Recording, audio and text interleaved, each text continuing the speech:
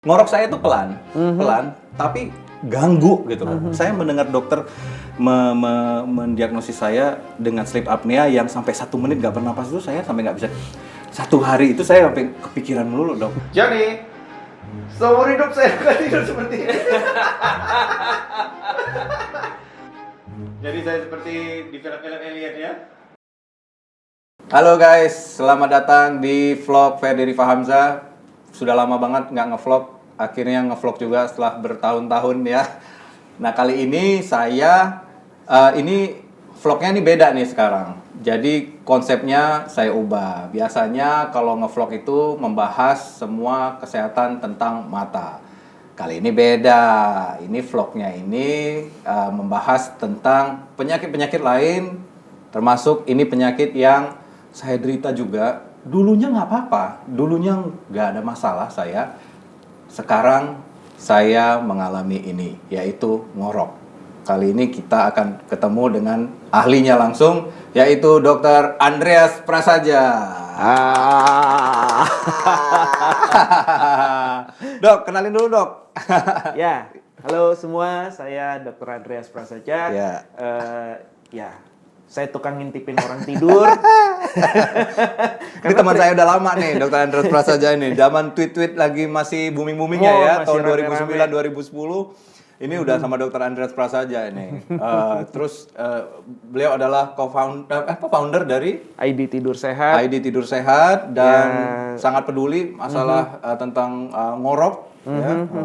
Saya pendiri Snoring and Sleep Disorder Clinic yang pertama di Indonesia. Luar biasa, luar biasa. Nah, saya tadi cerita, dulu saya tuh nggak pernah ngorok, dok. Oke. Saya itu bangga nggak pernah ngorok. Waktu saya melihat teman-teman saya mungkin kan kita waktu remaja dulu ya, teman-teman saya ada yang ngorok, ada apa, saya itu syukur gua nggak ngorok gitu ya. Tapi semakin bertambah usia, udah makin uzur begini, itu kok tiba-tiba saya ngorok gitu loh. Itu kenapa, dok? Ya, karena pertama ngorok itu memang kalau untuk orang Asia itu ada bakatnya dalam tanda kutip ya, dengan saluran nafas yang sempit. Nah, masalahnya dengan bertambahnya usia, ini kan semua makin lembek nih. Jadi lembek. Jadi yang semula kalau tidur dia salurannya masih membuka, lama-lama makin lembek, ya nutup lah. Oke, ada hubungannya sama lidah yang jatuh ke belakang? Iya, karena memang kompleks sekali. Kan ada lidah, ada dinding belakang faring, palatal web, dan uvula, lain sebagainya. Kemudian ada tonsil. Memang penuh di dalam ini. Nah, mitosnya, orang kita taunya itu ngorok gara-gara gemuk gitu kan. Nah iya, sama kecapean. Nah, kalau kecapean ngorok ya nggak apa-apa. Yang jadi masalah adalah ketika ngorok terus. Itu satu. Kedua, masalah kegemukan itu hanya berlaku pada Caucasian, pada orang bule.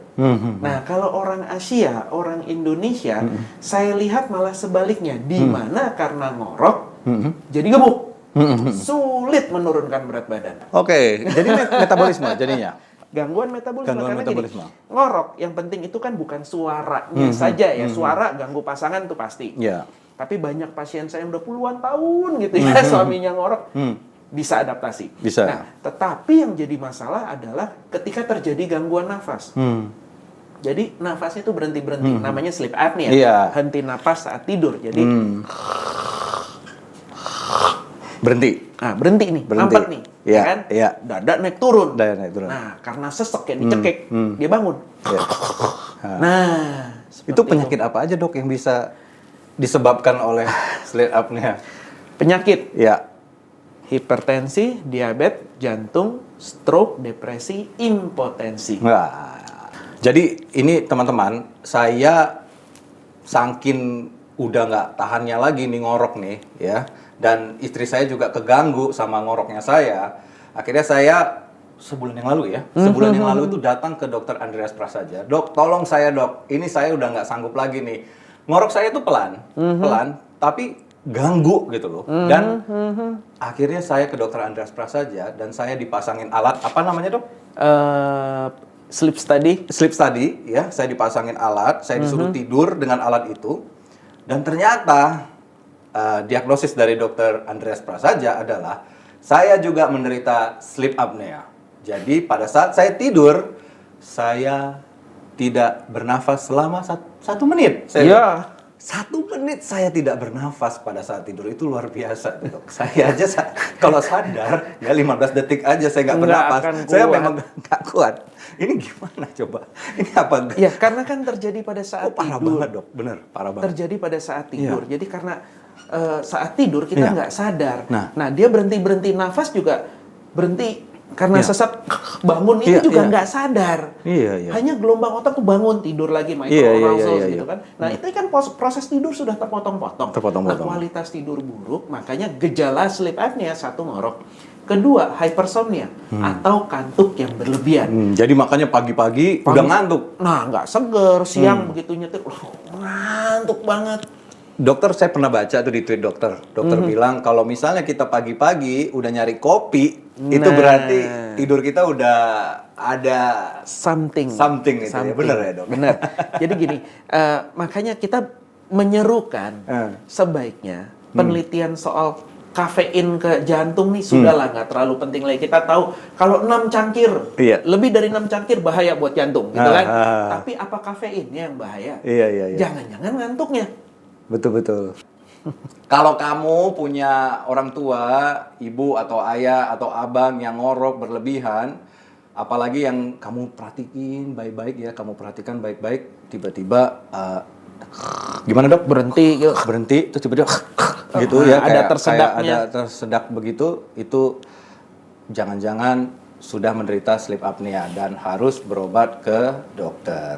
Oke, karena itu bisa menyebabkan penyakit-penyakit lain seperti hipertensi, diabetes, jantung atau glaukoma malah ya. Jadi sekarang penelitiannya sudah membuktikan bahwa untuk kesehatan jantung ngorok itu lebih berbahaya dibanding kolesterol tinggi. Kolesterol tinggi bisa disebabkan oleh ngorok nggak sih? Ngorok, benar. Benar ya. Terutama LDL pasti naik. Wow. Saya baru tahu itu.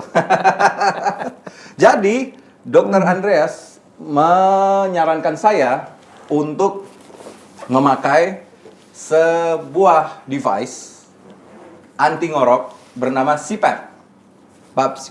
Preman. Dokter udah berapa kali dengar dokter itu? Sudah berapa kali dokter mendengar joke itu? Jebakan umur. Sudah semakin garing ini kelihatannya. Jadi ini adalah alat CPAP yang dipakai pada saat saya tidur. Jadi saya sudah sebulan ini memakai alat CPAP ini. Ini diisi air, ya. Ini adalah apa?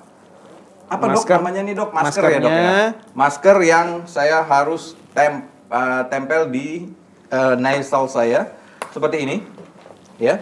Seperti ini. Saya seperti apa? Seperti dan ini saya tempel di sini. CPAP itu kepanjangannya apa, Dok?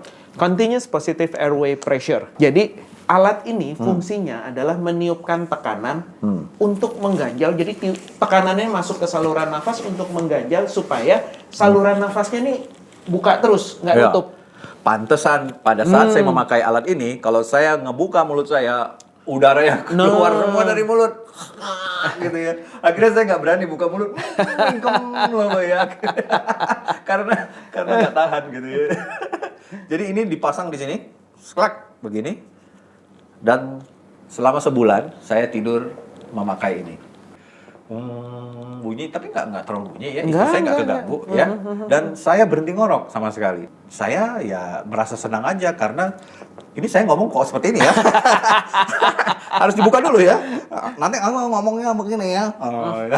Jadi saya merasa senangnya adalah selain saya tidur lebih nyenyak, bangun pagi saya lebih segar dan istri saya nggak keganggu dengan ngorok saya yang pelan tapi membunuh ya. Gitu ya, mematikan gitu ya. Tapi ya yang paling saya senangi adalah saya merasa diri saya, wah saya udah nggak berhenti napas lagi nih pada saat tidur gitu, karena saya takut banget, Dok. Saya mendengar dokter mendiagnosis saya dengan sleep apnea yang sampai 1 menit nggak bernapas itu saya sampai nggak bisa. 1 hari itu saya sampai kepikiran dulu, Dok, bisa tidur 1 menit saya nggak bernafas tuh gimana coba? Itulah. Itu sama saya nyelam ke bawah, ya saya nggak bernafas 1 menit di bawah. Itu saya bisa ngapain tuh di bawah itu ya? Bisa nyari koin kali ya di bawah ya, ngambilin koin di bawah. Kalau misalnya itu kan ada anak-anak yang berenang-berenang itu ya di Danau Toba, dilemparin koin itu bisa 1 menit ngambil semua itu kali ya. Atau saya bisa beralih ke situ dok kali ya. Mungkin Saya harus berhenti jadi dokter untuk menyelam di situ kali ya. Ya gitu ya dok ya. Jadi alat ini harus dipakai terus atau gimana nih dok? Jadi sama seperti kondisi mata sebenarnya, di mana kalau mata udah minus misalkan ya. Pakai kacamata. Nah, koreksi pakai kacamata. Nah, oke. ini ngorok Nggak bisa dilasik ya? Ada gangguan napasnya pakai ini. Oke. Ya, sayangnya ya mata masih bisa dilasik. Ini tidak semua kondisi bisa dilakukan I see. pembedahan. Ada beberapa kondisi yang saya sarankan pembedahan juga, tapi nggak banyak yang bisa. Nggak banyak. Jadi saya harus memakai ini seumur hidup Ya, dan saya oke. udah 10 tahun. Oke, sudah 10 tahun ya memakai alat ini ya, CPAP ya. Santai. Wah, ini ada beberapa macam dok, ini nasal ini dan mungkin Banyak macam sih, Ya. banyak macam. Cuma Oke, ini oke. memang yang paling modern, paling kecil. Kalau yang zaman-zaman dulu masih besar-besar, bahannya juga kaku. Sekarang makin sederhana, makin Oke, simple. Mesin juga makin kecil. Dulu mesin Sanyo, Oh, gede banget ya. gede banget dan sistemnya di luar. Oke. Jadi outdoor kayak AC. My God. Wow. Jadi lagi tidur begitu, tapi alatnya gede banget. Gede gitu ya? banget di luar. Di luar lagi. Ya karena berisik. Kalau ini kan silent. Memang nggak ngorok ya, tapi tetangga lain pada bangun itu. semua kali ya, luar biasa ya. Oh jadi sekarang jadi lebih simple ya dan bisa dibawa. Saya udah bawa traveling nih dok, nggak apa-apa. Nah, iya. Ya. Udah Kirain biasa aja kan di mana-mana Saya juga. kirain kan ini bawa-bawa selang-selang gini kan traveling atau gimana. Dan ternyata setelah saya check-in, saya bilang, saya bawa ini ya, alat device untuk ngorok. Oh, CPAP katanya. Oh, nggak apa-apa katanya. Ya, Oh, langsung everybody tahu knows. tuh semuanya. Karena Everybody kalau di knows ternyata luar ya. semua udah biasa. Udah biasa ternyata. Pakai ya. alat gini tuh Saya semua baru udah tahu. biasa.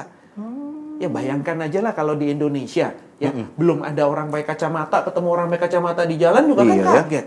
Jadi ini orang Indonesia banyak yang belum tahu nih dok. Banyak yang belum tahu dan banyak juga yang masih salah kaprah gitu. Dikiranya kayak almarhum mama dulu waktu saya pertama pakai dia nangis, dikira sakit apa Oh, gitu? gitu kan. Iya. Karena Jadi kan belum tahu. jadi dokter pertama kali pakai alat ini, terus almarhum mama melihat dokter pakai alat ini, terus nangis gitu. Takut dikirain apa gitu kan, sakit gitu. Rupanya cuma alat untuk menahan supaya jangan ngorok gitu. Jangan ngorok. Dan gini, ada tahapan-tahapannya. Oke, gitu. oke. Jadi di mana seseorang ya harus kita tahu dulu ngoroknya gimana, Iya. Nggak bisa sembarangan juga pakai ini ya. Iya, derajatnya Iya, gimana. iya. Kemudian harus ada edukasinya dulu, ada settingnya dulu. Gitu. Jadi ada tahapan-tahapan. Nah, dok, perawatan. saya jujur aja nih dok, saya pakai alat ini 1 hari, 2 hari, 3 hari, itu benar-benar nggak nyaman dok. Saya Oke. tidur, tiba-tiba saya kebangun jam 2 pagi, terus saya lihat, wah, apaan ini ada selang di dalam hidung kayak gitu, wah, gitu ya. Akhirnya saya ngelepas sendiri gitu, wah, gitu ya, saya lepasin sendiri. Karena nggak tahan dok, gitu. Tiba-tiba kaget saya. Kaget. Ya itulah Ada makanya apa di situ? kalau dari saya ya pertama nggak usah dipaksa. Oke. Santai aja. Kalau memang belum biasa, ya santai aja, nikmati aja. Mau 2 jam pakai, 3 jam pakai, tengah malam terbangun dilepas, Lepas nggak nggak apa-apa. apa-apa. Nggak apa-apa, namanya belum biasa. Gitu Oke. kan? Tapi diharapkan nanti perlahan-lahan akan semakin terbiasa. Oke, dengar ya istri saya ya. Jangan marah kalau misalnya saya buka malam-malam ya. Soalnya dia udah dibeli mahal-mahal kok dilepasin sih katanya gitu kan.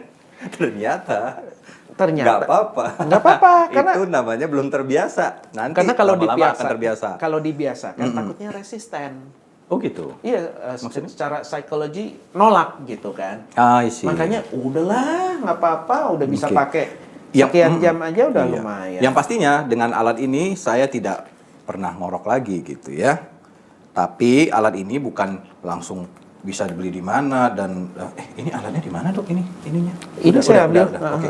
Jadi alat ini bukan kayak beli kacang atau beli apa gitu ya dok ya, beli vitamin kali ya, cuma beli di mana gitu ya, beli di mana sis, beli di mana sis gitu ya. Oh nggak bisa begitu teman-teman, ini harus didiagnosis oleh dokter dulu ya, oleh dokter sleep disorder dulu. Kalau memang misalnya dibutuhkan baru diberikan alat ini. Kalau memang ngorok tapi tidak dibutuhkan alat ini, berarti ya nggak usah. Gitu. Jadi bukan semua yang ngorok harus pakai CPAP. Tanggal gitu, lahir. Ya. Ini kebetulan di alat ini ada SD card-nya. SD card ini adalah memori apa namanya dok? Udah save lah ya memori pemakaian saya selama 1 bulan. Ini gimana? Apakah saya rajin memakai atau melepaskan CPAP ini 1 hari mungkin cuma 2 jam pemakaian dan lain-lain akan terdeteksi di sini. Jadi enak ya, jadi saya praktek alatnya nggak sulit. Oh gitu Laptop ya? Laptop saja ya? Dan mobile ya, bisa kemana-mana ya, luar biasa memang. Oke. Nah, apa itu? Apaan? Iya, pemakaian memang rata-rata 2,5 jam setiap malam. Nah, tapi kalau sedang dipakai, gangguan nafas cuma 0,4 kali per jam. Oke. Yang mana waktu itu kan lebih dari 30. Iya. Ini, wow, udah normal. Tekanan, oke. Makanya saya lebih segar ya kalau pagi ya. Tekanan Karena bisa ini. turun nih. Tekanan apa itu? Diturunin? Settingannya bisa Itu diturunin tekanannya dulu. 5 ya dok? 5 terus ke 6 saya turunin 4 ke. Sekarang gini, kalau pertama pakai, tekanan rasanya gimana? Kenceng banget. Kenceng banget. Iya. Oke. Diroba-roba sih. Kadang-kadang sampai Diroba-roba sih. Iya. Maklum lah ya, kalau cowok itu punya gadget itu pasti selalu diubah-ubah sendiri.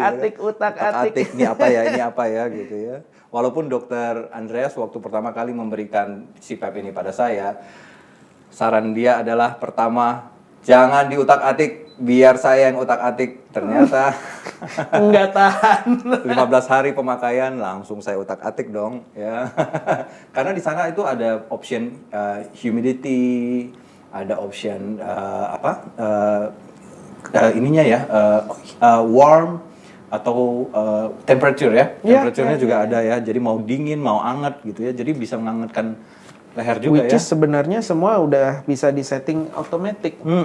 Gitu. Jadi kelihatan semua ya dok ya di sini ya. Tuh grafiknya pemakaiannya ada. Grafik pemakaian. Bocor, tekanan. Bocor juga ada ya dok? Ada. Cuma masih dalam batas wajar lah. Oke. Mungkin pada saat saya lagi tidur, gitu ya. Geser dikit Nah, ini lah dia nih. apa. Ini dia nih. Ya. Iya, biasa. Tuh. Nih. Tuh. Kayak Bane kan? Kayak musuhnya Batman. Bane ya? Bane ya, yang pakai ini ya. Pakai selang-selang ya, Bane ya. Apalagi ya dok yang pakai selang-selang? Dokter ini juga penggemar yang di Star Wars, siapa yang pakai selang dok? Darth Vader. Oh iya, Darth Vader. Kenapa saya bisa lupa itu?